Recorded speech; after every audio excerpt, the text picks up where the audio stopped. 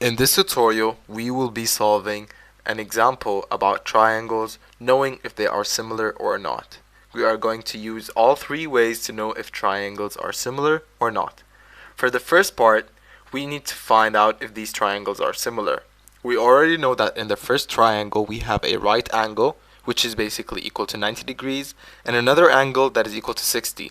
And in the second triangle, we have a right angle, and we have another angle that is equal to 30 degrees. So let's go ahead and find the missing angle in the first triangle. It is basically equal to 180 minus 90 plus 60, which is 180 minus 150, which is equal to 30. Now as for the second one, we have to find the missing angle.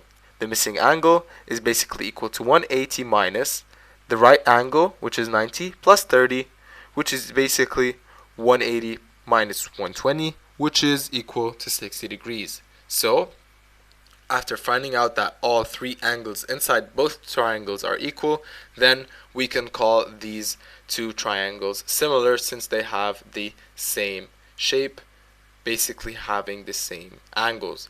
Now for the second one, we have these two triangles. Well, they both have 65 degrees angles inside them, and the sides of these angles are equal to 6 and 4, and in the second triangle 9 and 7. So we need to find out if they are equally proportional. For the first set, 6 and 9, it is equal to 2 over 3.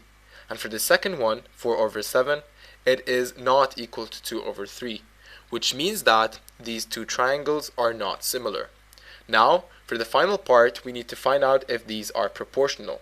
We have all measurements of all sides. So, let's find out if they are proportional. Take each set of sides alone. We have 4 over 6, basically equal to 2 over 3. And then, we have another set of sides that we are going to work with, which are basically 8 over 12.